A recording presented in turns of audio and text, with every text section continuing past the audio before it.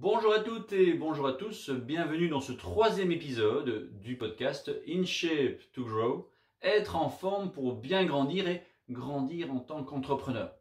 En effet, ce podcast va vous présente l'interview de différents entrepreneurs de différents marchés qui ont réussi à mettre leur santé au cœur même de leur business plan.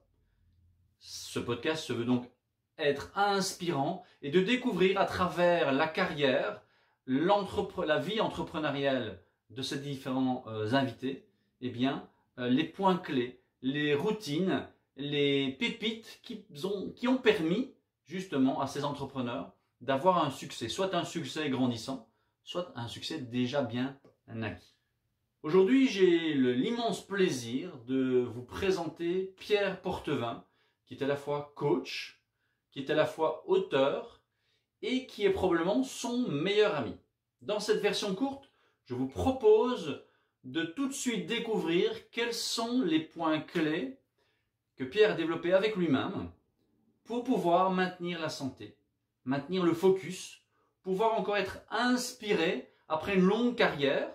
Si vous écoutez la version longue, vous découvrirez que la carrière d'entrepreneur de Pierre a débuté, je dirais, sur une note un peu douloureuse à l'âge de 20 ans, et puis n'a cessé de rebondir à travers des voyages, à travers des relations surtout. S'il y a bien une chose que j'ai retenue de cette interview qui a été vraiment inspirant, qui m'a vraiment pris, alors que je connais Pierre depuis plusieurs années, j'ai eu la chance de le coacher, j'ai fait partie finalement de son business plan santé à un moment de sa vie, c'est les relations d'amitié qui lui ont permis, à la fois au niveau de l'entrepreneuriat et de sa santé, de créer quelque chose de solide. Si vous écoutez la version longue, vous découvrez tous ces éléments. En attendant, je vous présente ses meilleures routines et ses bons conseils. Bonne écoute.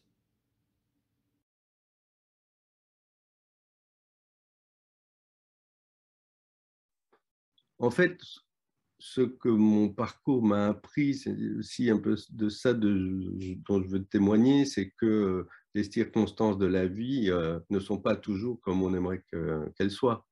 Et il se passe des accidents. On va abandonner nos désirs, nos acquis, nos réalisations, et c'est pas grave. C'est pas grave. Et c'est pas grave. Si on regarde la suite finalement, parce qu'ici on parle de 2021 pour l'université d'été, mais si je reviens un peu en arrière, en 2017, tu écris 2 livres, dont un semble vraiment illustrer finalement tes différentes carrières. C'est Mon meilleur ami, c'est moi, qui est un livre effectivement qui parle de l'amitié, mais avec soi-même, comme on le disait il y a un instant. Et puis un deuxième qui s'appelle Oser, ça change tout, et qui effectivement représente, à mon sens également, beaucoup d'événements de ton expérience personnelle que tu peux partager. Et justement, j'encourage vraiment les entrepreneurs à jeter un œil sur ces 2 ouvrages, parce que l'entrepreneur, lui, il doit effectivement pouvoir se soutenir pour pouvoir faire avancer l'entreprise. Je pense que pour vivre totalement l'expérience entrepreneuriale, il faut se mettre un petit peu au centre aussi du business plan, comme je le disais tout à l'heure, et oser, ça change tout. Donc, tu peux nous en parler un petit peu du contexte par rapport à ton expérience? Écoute, je vais les scinder en deux. Mon meilleur ami, c'est moi. Je crois que c'est la clé d'une vie épanouissante. Je parle pas du livre, je parle de l'idée même d'être profondément ami avec soi. La personne avec laquelle on passe de loin le plus de temps, c'est nous-mêmes. Et donc, si je passe mon temps à m'engueuler, à mal me traiter, à me dire que je suis un con, un incapable, je vais commencer à le croire, à le devenir, et je vais être ronchon. Et si j'apprends à me parler avec compréhension, une forme de tendresse, d'amitié, mais une amitié sincère, sans complaisance. Je ne suis pas là pour, si tu fais des conneries, je vais te dire, écoute David, je pense que là, tu pars dans une mauvaise direction. Je ne vais pas critiquer la personne que tu es. Tes comportements actuels ne sont peut-être pas les bons. Et donc, c'est apprendre à faire ça avec soi, avec soi-même. Et je crois que dans mon parcours de vie, à plusieurs reprises, j'ai été un bon ami pour moi. Je me suis dit, Si tu restes dans la nuit, tu vas mourir. Si tu restes dans le marketing et tu ne prends pas cette perche qui t'est tendue, partir en Argentine, faire un changement de regard sur le monde, puisque on va vraiment de l'autre côté du monde, tu vas passer à côté de quelque chose. Ça vaut la peine. Vas-y. Voilà, la pub et le marketing, pour toi, tu as fait le tour, tu as une magnifique carrière. Passe à autre chose, réinvente-toi. Qu'est-ce qui fait sens à tes yeux? Toujours cet ami qui est là avec moi et qui, même dans les moments les plus difficiles, s'est avéré en fait celui que j'avais laissé de côté. Et j'adore l'idée que la personne à laquelle on doit le plus de fidélité, c'est soi-même aussi. Je pense qu'une partie des difficultés que j'ai vécues au niveau sentimental, entre autres, venait du fait qu'à force de vouloir être trop gentil, apprécié par l'autre, je n'étais plus qui j'étais. Je n'étais pas fidèle à moi-même. Et du coup, je perdais mon enthousiasme, j'étais l'ombre de moi. Et donc, je dépérissais, et donc, ça n'allait pas. Et c'est en reprenant cette fidélité et ne plus jamais me laisser tomber moi-même que je peux avoir de l'énergie et que je peux aider les autres aussi à trouver cette voie qui est quand même essentielle de faire la paix avec soi et avec toutes les parties de soi, parce qu'on est plus que deux, mon ami et moi, on est une grande famille ici. Et le deuxième, c'est un long travail avec Daniel Kerrigan, qui est un Américain avec qui j'ai travaillé 4 ans. Lui a étudié la psychologie et les neurosciences, il m'a beaucoup appris. On a passé plein d'études pour essayer de comprendre qu'est-ce qui fait que quelqu'un va oser faire quelque chose qui est un peu difficile. Et derrière oser, il y a ce geste c'est de l'audace, c'est du courage, c'est de la persévérance, c'est pouvoir rebondir quand on tombe, de la résilience, se retaper. C'est un peu tout ça, oser, ça change tout. Et les travaux avec Daniel avaient permis d'identifier 3 grands piliers sur lesquels s'appuyer pour oser, en 2 mots, nos motivations, nos désirs, qui vont dans tous les sens, parce qu'on a des désirs qui peuvent s'annuler et qui, avec soi, par exemple, c'est un état d'esprit. L'optimisme, c'est un état d'esprit. Les émotions positives vont contribuer à avoir une forme d'état d'esprit. On peut être plutôt ronchon, enfin, il y a un plein. Et puis, nos capacités. Et quand j'améliore mes capacités, petit à petit, j'ose davantage et j'ose aller plus loin.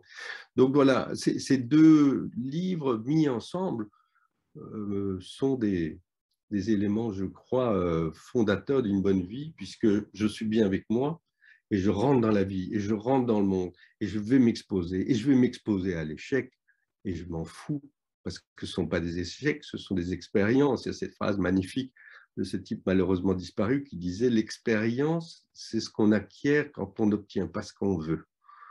Moi, j'ai beaucoup d'expérience, je peux te dire. Ouais. Des tas de fois, je n'ai pas eu ce que je voulais, mais chaque fois, j'apprends. Et ça me fait du bien, et puis ça fait du bien autour de moi aussi. C'est ça, c'est une expérience, c'est vraiment nourrissant, ça te nourrit par rapport justement à ce docteur Bonheur dont on parlait tout à l'heure. Donc, tu l'illustres, je trouve, très bien au fur et à mesure de ta carrière, des choix que tu as faits et de ces 2 ouvrages qui sont certainement à mettre dans la bibliothèque des entrepreneurs pour nourrir ce docteur Bonheur et pouvoir réfléchir peut-être sur certaines choses, se réinventer parfois justement dans une période comme aujourd'hui, après un chamboulement de nos habitudes. Et à travers ces différentes années, depuis 2006 à aujourd'hui, si tu devais un petit peu nous partager un peu tes secrets, tes routines en termes de repos. Tiens, quand toi, tu te sens vraiment fatigué, quand tu as trop d'écran, qu'est-ce qui te fait le plus de bien? Et peut-être aujourd'hui, ou peut-être ce que tu as appris sur ces dernières années pour te reposer, mais de manière proactive. Parce que dormir, on sait bien que ce n'est pas toujours la meilleure, enfin, automatiquement la solution. Donc, est-ce que tu pourrais nous partager un peu en tant qu'entrepreneur, en tant que coach? Parce que finalement, à travers ces différentes étapes, on va peut-être même oublier qu'aujourd'hui, tu es essentiellement coach de dirigeants. Je partagerai dans le descriptif là où on peut te retrouver, justement, pour ceux qui ont cliqué, comme on dit, avec ton parcours et avec ta manière d'aborder justement la remise en question. Qu'est-ce que tu fais pour pouvoir recharger les batteries? Écoute, la première chose, et c'est important, y compris dans l'accompagnement de dirigeants que je pratique, c'est de comprendre soi-même et d'aider à comprendre. C'est la vie professionnelle qui est au service de ma vie, plutôt que ma vie au service de ma vie professionnelle. Comme ça m'est arrivé à certains moments de ma vie où finalement j'oubliais tout, j'étais tellement en train de bosser que ça, c'est un truc que j'ai arrêté. La seconde chose, c'est que je ne peux pas bien fonctionner, je ne peux pas bien, notamment, mais j'écris des livres, là j'ai encore un projet de livre sur lequel j'avance lentement, c'est plus la maturation, mais quand je veux écrire, je sais que je ne peux pas écrire correctement pendant 8 heures par jour. Je fais 3-4 heures maximum. Et donc, il y a toute une préparation, méditation le matin, mes petites séquences de gymnastique, mettre de la clarté sur ce que je vais faire. Si je ne l'ai pas fait la veille, en général, c'est la veille au soir que je définis ce que je fais le matin. C'est bien m'alimenter le matin, c'est beaucoup d'eau. Oh, c'est qui m'a dit ça? C'est un certain David Germeau, mais respirer, faire respirer la journée, me balader, faire des pauses. Je fais pas régulièrement et volontairement pas régulièrement la sieste. Donc, je me suis rendu compte que ça me va bien. Je parviens à faire des siestes courtes, 15 à 18 minutes en général. Je m'endors peut-être 1 minute, même pas, mais ça suffit et ça me retape vraiment. Voilà, je pense que ça, c'est un peu le... Et puis, je fais très attention aussi à ce que je mange. J'ai éliminé déjà depuis longtemps, depuis 1900, c'était avant l'an 2000, j'ai arrêté le gluten, le lactose, puis des choses qui me faisaient du tort.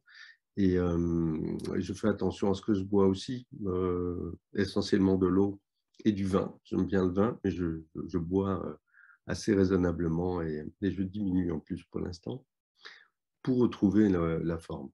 Ouais. C'est ça, parce qu'on entend, hein, effectivement, j'ai eu la chance de travailler avec toi, on s'est rencontrés il y a plusieurs années, on a collaboré pendant pas mal de temps, on a même dernièrement réalisé une série de webinaires justement sur la remise en question et sur la prise en main face à la problématique de la crise. Mais comment finalement tu arrives aujourd'hui à, grâce à ce meilleur ami que tu as fortement développé au cours du temps, mais te jauger quand tu as justement besoin de faire un peu plus attention à la récupération ou lorsque finalement l'alimentation, tu fais un petit écart. Comment est-ce que tu arrives à gérer tout ça dans un espèce de dynamique spontanée? Parce qu'on a travaillé ensemble. Tu viens de parler effectivement des différents docteurs, hein, docteur repos, docteur menu, docteur mouvement. Docteur bonheur est très important dans ton quotidien. Mais comment est-ce que tu peux voir, tiens, là, c'est le petit, ton meilleur ami intérieur qui te tape sur l'épaule et dit, là, Pierre, tu allé un peu trop loin. Comment est-ce que ça se passe au quotidien? Est-ce que tu as des routines spécifiques ou est-ce que tu fais ça au feeling ou... Écoute, il y a 2 dimensions. Il y a une dimension qui est plus, je dirais, stratégique et l'autre qui est plus tactique ou réactive. Je me suis passionné ces derniers temps pour l'ikigai. Tu vois, l'ikigai japonais dont tout le monde parle. Et je me suis rendu compte en approfondissant un peu que ce qu'on a l'habitude de voir, les 4 cercles, ce que j'aime faire, ce que je sais bien faire, ce dont le monde a besoin, ce pourquoi le monde est prêt à me payer, ça n'a rien à voir avec le Japon, ça vient d'Espagne et c'est un blogueur de New Jersey, je crois, qui a transformé ça pour faire un truc ikigai, mais ça n'a rien à voir. Et donc, quand on regarde l'ikigai authentique et les différents travaux qui sont faits au Japon principalement sur l'ikigai, on voit qu'une des choses qui est importante, ça s'appelle Hokosei, et on pourrait traduire ça par la directionnalité. La directionnalité, ce sont des perspectives, des lignes que je peux tracer entre mon passé, aujourd'hui, aller voir comment j'aimerais que ça se passe demain, pour pouvoir, en fonction de ça, prendre des décisions sur ce que je fais aujourd'hui. C'était déjà, j'ai parlé de la gestion de temps, mais c'est essentiel dans mon esprit. Ce que je fais aujourd'hui a un impact sur demain. Je ne sais pas exactement lequel, parce que de toute façon, tout peut changer, mais je peux mettre toutes les chances de mon côté. Karen Northchild, dont je parlais tout à l'heure, elle a pu survivre et surmonter ces difficultés parce qu'aussi, à la base, c'est une athlète. Elle avait déjà un corps qui était en forme. Si son corps n'avait pas été en forme, elle n'aurait sans doute pas survécu. Donc voilà, c'est ce travail stratégique de me dire mais comment je veux être, et moi je veux être vivant et en forme à 95 ans, parce qu'à ce moment-là, mon fils aura 50 ans et je voudrais avoir des conversations d'adulte à adulte avec toute ma tête, être encore vivant. Je vois Edgar Morin à 100 ans à la télé, il était en train de danser l'autre jour. Voilà, si je peux arriver à ça. Donc, il y a une perspective qui m'anime et qui me fait des choix. Ça, c'est une chose. Et donc, combien de minutes je médite par jour, puisque je m'engage à l'égard de moi. Je suis fidèle, loyal, 5 fois par semaine, méditer 15 à 20 minutes. Bon, est-ce que je le fais ou pas? Je fais un tracking pour voir si je le fais. C'est la partie, je dirais, stratégique et organisée. Ouais. L'autre partie, c'est m'écouter. C'est de voir qu'est-ce qui se passe. Ces derniers jours, je dors moins bien, je digère moins bien, une reprise en main est nécessaire, et donc il faut mettre de l'ordre. Voilà, c'est ça. Et dans la journée, quand je suis vraiment fatigué, je peux m'arrêter. Pas toujours. Il y a des jours où je suis tellement fatigué que je n'ai plus la force de m'arrêter. Je continue. Ça, c'est épouvantable. J'ai connu ça avant, plus jamais. Donc, ça m'arrive, mais c'est très rare. Très rare, ouais. De dire, ça ne va pas, il faut que je m'arrête. Et je me surpose. Voilà. Et donc, tu arrives, comme tu le disais tout à l'heure, de mettre ta santé professionnelle au service de ta santé à toi. Et donc, ce n'est pas l'inverse. Et donc, quand tu dois faire une pause, tu fais une pause, mais tu as effectivement tes lignes directrices pour pouvoir justement maintenir un certain équilibre par rapport à ce qui te correspond. Parce que tu l'as toujours dit, l'activité sportive, le sport est un moyen d'eux, n'a jamais été quelque chose qui a pris une grande part de ton quotidien, mais ça reste là à travers différentes activités pour justement faire en sorte que ton équilibre soit stable, que tu puisses être créatif, parce que pour écrire un livre, pour avoir fait une première tentative il y a quelques années, c'est un gros travail, ça mélange les neurones, il faut être en forme, il faut être avec une clarté mentale importante, et ça vient de la santé physique. Hein. Aristote en parlait, mais c'est d'autant plus important aujourd'hui où notre quotidien, finalement, il est tellement confortable que le corps se laisse facilement aller. Oui. Et pour donner un exemple pratique aussi, moi, j'ai eu pas mal de psy dans ma vie. Je crois que c'est très bien. Et un des seuls regrets que j'exprime de temps en temps, c'est le fait de ne pas avoir commencé plus tôt. Je pense que si j'avais commencé à 20 ans, ma vie aurait encore été différente. Mais bon, c'est pas grave, c'est comme ça. Mais quand j'allais chez des psys, je voyais un client sortir et puis il me faisait rentrer et il alignait 8 clients par jour. Je fais jamais ça. Je laisse toujours du temps entre les séances et les personnes que je reçois, au moins un quart d'heure, mais en général, c'est une demi-heure. D'abord parce que parfois, il y a besoin de consacrer plus de temps et donc je peux dépasser de 5-10 minutes s'il faut. Ce n'est pas un souci et ça ne va pas se répercuter sur les autres. Et puis, je peux respirer, et puis je peux boire, et puis je peux marcher un peu, et puis je peux méditer. La présence avec l'autre est essentielle pour bien faire mon travail. Et pour être bien avec l'autre, il faut que je sois connecté à moi. Donc, il faut que je sois très présent à moi. Et donc, quand je sens que je ne suis plus très présent à moi, je sais que il y a un truc qui ne va pas aller et je n'ai pas envie de faire mon travail à moitié. Tout à fait. Donc, c'est pour ça, je pense, les respirations, et c'est un peu un de mes mots d'ordre pour cette semaine, il faut que je remette de la respiration dans ma semaine. Et voilà, je fais ça avec joie. Tout à fait, comme le grand compositeur qui met des pauses sur sa partition, parce que si on a des notes qui sont l'une après l'autre, ça n'a aucun sens.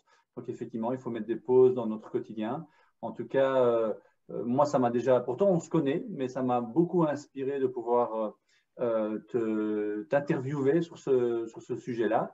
Avant de parler un peu plus de là où on peut te retrouver, Pierre, est-ce que tu pourrais donner un conseil aux entrepreneurs qui pourraient passer une période un peu plus difficile de découragement, de fatigue, peut-être d'abandon face à eux-mêmes pour leur santé, en disant que j'entends parfois des entrepreneurs qui disent que dormir, ce sera quand ils seront 3 pieds sous terre.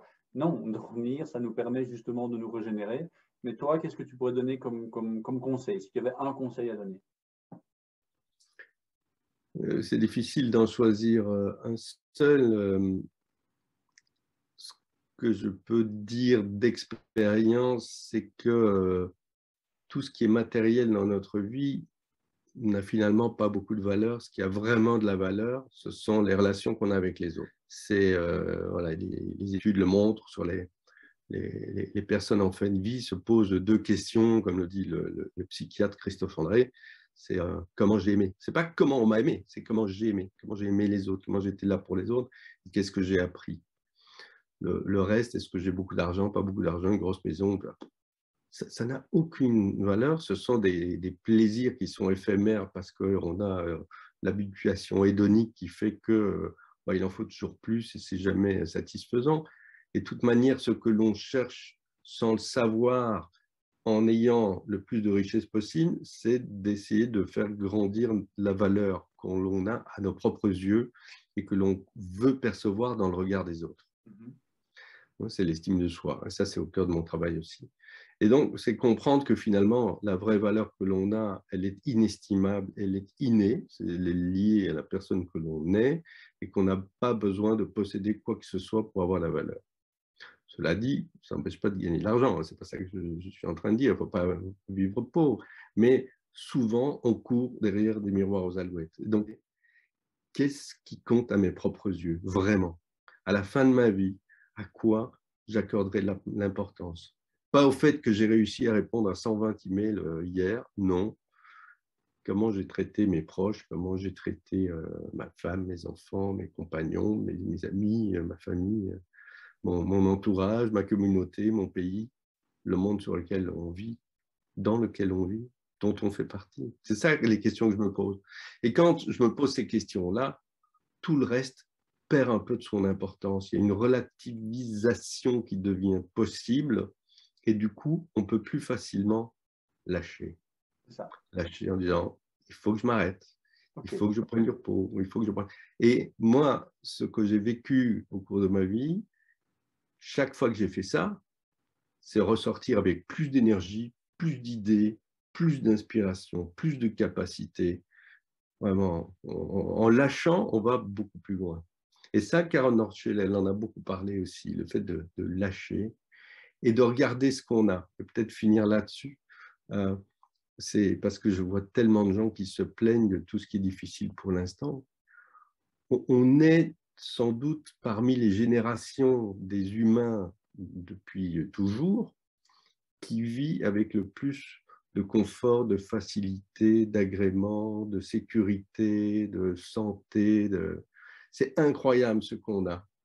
Et donc, arrêter de regarder ce qu'on n'a pas, ce qu'on voudrait avoir, qu'on ne parvient pas à avoir, et reconnaître ce qu'on a, et avoir la gratitude pour ce qu'on a. J'ai un ami qui me dit oh, je me suis fait mal à la main, je suis un peu embêté, je dois dicter un truc. Je dis, mais tu sais, sois content, tu as encore ta main, tu vas encore pouvoir t'en servir. Tu te rends compte, tu as ta main.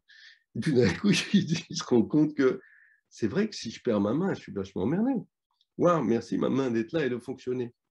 Oui, quand on cultive ces émotions, ça nous fait du bien et ça fait du bien autour de nous. Parce que les émotions, elles sont contagieuses. Donc, quand j'ai des émotions difficiles, je les fais circuler partout. C'est pire que le Covid. Ouais. Et quand j'ai des émotions positives, c'est bienfaisant aussi. C'est aussi contagieux. Clairement, donc prendre un peu de recul, analyser effectivement ce qui a de l'importance pour soi et éventuellement aller voir un ami, retrouver les éléments qui nous nourrissent. Et effectivement, pour cela, il faut prendre le temps. Donc, c'est ce que je vais retenir. C'est effectivement en cas de coup dur, en cas de baisse de motivation, où on a l'impression que les choses n'avancent pas comme on voudrait. Et ça, tu l'as dit tout à l'heure, hein, c'est qu'on a l'expérience quand les choses ne se passent pas comme on voudrait. Eh bien, ça, c'est justement le moment de dire, OK, pause, qu'est-ce qui se passe? J'ai peut-être pas mis mon énergie dans dans les bonnes activités, j'ai besoin de me reposer. Et là, effectivement, chacun va trouver alors l'activité qui lui permettra de se recharger. En tout cas, un tout grand merci, Pierre. Si maintenant les gens qui nous écoutent sont intrigués par ton travail, on peut te retrouver sur un tout nouveau site, coaching-2-dirigeant. Il suffit, si tu tapes Pierre Portevin, j'ai la chance de porter un prénom, enfin le prénom est connu, mais avec ce nom-là, il n'y en a pas beaucoup. En tapant Pierre Portevin dans Google, on tombe tout de suite sur mes sites. Il y en a un qui est plutôt sur le coaching de vie, l'ikigai, et l'autre qui est sur le coaching de différents, même si souvent c'est la même pratique, puisque ce qui importe, c'est d'abord la vie et la vie professionnelle au service de la vie. Et voilà, j'ai la chance d'avoir ces deux cordes à mon arc. Et puis, peut-être pour ceux qui en ont envie, le site de transmutation, mais ça, je le mettrai. Je ferai un petit article, tiens, je ferai un petit article demain sur mon blog pour parler de transmutation. Comme ça, il y a les liens, il y a tout. Ça vaut la peine. Je mettrai toutes tes coordonnées dans le lien de description. Je recommande à nouveau Mon meilleur ami, c'est moi et Oser, ça change tout, deux ouvrages qui nous ont mis un peu l'eau à la bouche par rapport à tout ton parcours aujourd'hui. Et comme je le disais, qui serait important d'avoir dans une bibliothèque d'entrepreneurs. Pierre, un tout grand merci, je vais le dire une dernière fois. Tu as peut-être une dernière chose à ajouter? Oui, je voudrais dire un truc.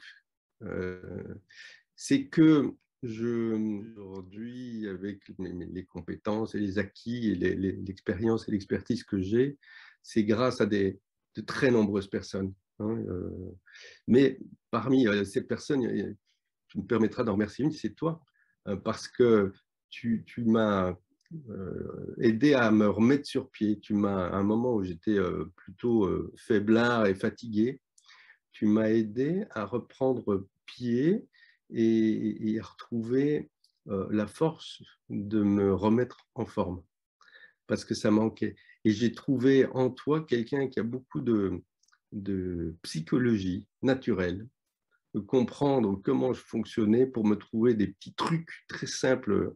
Et vraiment, ça m'a aidé. Donc, merci à toi. Tu fais partie de ceux qui m'ont aidé à être en forme.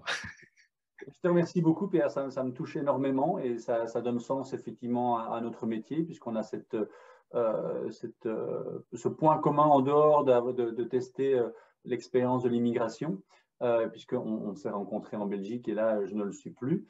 Tu as vécu en Argentine, donc on sait effectivement ouvrir le monde à un certain moment, mais on partage cette envie de coacher. Ça me touche énormément. Donc, merci beaucoup pour ton témoignage.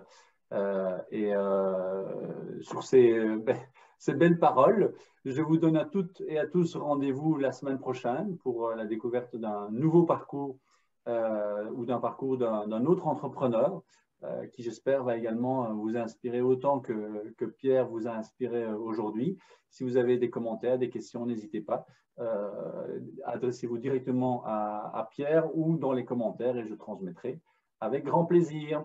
Voilà, prenez soin de vous et à très bientôt.